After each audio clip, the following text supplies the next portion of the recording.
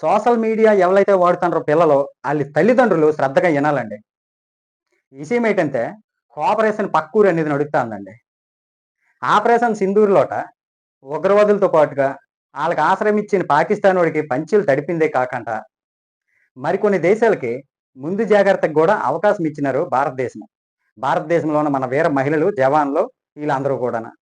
అయితే ఇది తట్టుకోలేని మన దేశంలోనే కొన్ని కుక్కలు వంకలేనమ్మ డొంకెతికిందని శాంతి, సౌభాగ్యాల పేరుతోటి వీడియోలు చేసుకొని ఆళ్ళేడిపేదో ఆళ్ళేడిసినారు. పాకిస్తాన్‌కి మద్దతుగా ఈ సోషల్ మీడియాలంట పోస్టులు పెట్టినోళ్ళని, పాకిస్తాన్‌కి మన దేశ భద్రతకి సంబంధించిన విషయాలు అందజేసినోళ్ళని అందరిని కలిపి ఇప్పటికి దాదాపు 60 మంది పైగే కేసులు పెట్టింది. లోపలేసింది. ఏ ఒక్కళ్ళు గూడా డబ్బున్నోళ్ళు కాదు. అందరూ మధ్య తరగతి జీవనం సాగించి బతికేవోళ్ళే. మీరు చూస్తే బీహార్‌లోని అరెస్ట్ అయినోడు ఎలక్ట్రికల్ షాప్‌లోట పని చేసుకుంటున్నాడు. ఉత్తరప్రదేశ్‌లోని అరెస్ట్ అయిన కుర్రోడు సెలూన్ షాప్‌లోన పని చేసుకుంటాండు. పశ్చిమ బెంగాల్‌లోని కుర్రోడు బంగారం దుకాణంలోన బంగారం పని చేత్తాడు. గుజరాత్‌లోని కుర్రోడు ఇంజినీరింగ్ చదువుకున్నాడు. కేరళలో వ్యక్తి జర్నలిస్టు, తమిళనాడులోన ప్రొఫెసరు, తెలంగాణలోన బీబీఏ స్టూడెంటు 19 ఏళ్ల పిల్ల.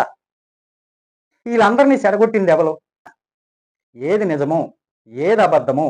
అని విచక్షణ జ్ఞానం లేకుండా చూసినోడు ఒక మతానికో, లేకపోతే ఒక పార్టీకో కట్టుబడిపోతాడు. ఆడికి తెలియకంటే ఆడు కట్టు బానిస అయిపోతాడు. ఆడికి నచ్చని నిజాలొచ్చినప్పుడు తట్టుకోలేక ద్వేషం పెంచుకుంటాడు. జోకర్‌బర్గ్ తయారు చేసిన ఫేస్‌బుక్ ప్రపంచంలోనే అతి ఎక్కువ మంది వాడే దేశము భారతదేశము. 581 మిలియన్ల జనం వాడుతున్నారు. నాతో సహా. అంటే 50 కోట్ల పైమాటే. అయితే ఇందులోన 18 సంవత్సరాల వయసు నుంచి 24 ఏళ్ల వయసు పిల్లలే 21 కోట్ల మంది ఉన్నారు. 55 దాటినోళ్ళు ఒక్క శాతమే ఉన్నారు. మన దేశంలోన, మన ఫేస్‌బుక్‌లోన, మన ఫ్రెండ్ లిస్ట్‌లోన ఉన్న పుల్లారావో, ఎల్లారావో మన దేశమోడు కాదు. ఆడు చైనా వోడో, నైజీరియా వోడో అనే విషయము మీకు తెలుసునా? ఆడు మిమ్మల్ని తన పోస్టులతోటి దేశద్రోహిగానో, పేకాట పిచ్చోడిగానో మీ పిల్లల్ని మార్చేస్తున్నాడని మీకు తెలుసునా? నిజమండి ఇది. 2023లోన భారతదేశంలోని ఫేస్‌బుక్ చైనాకి చెందిన దాదాపు 5,000 ఫేస్‌బుక్ అకౌంట్లు డిలీట్ చేసింది.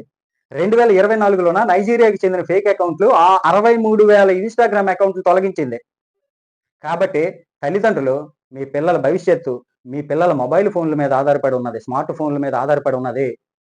ఇలాంటి ఈ మీడియా యాప్‌లో, ప్లాట్‌ఫార్మ్‌లో ఇలాంటి కుల, మత, ప్రాంతీయ, దేశ పార్టీల ద్వేషాన్ని నింపి తీవ్రవాదము, ఆ పైన ఉగ్రవాదం వైపు దారి చూపిస్తాది.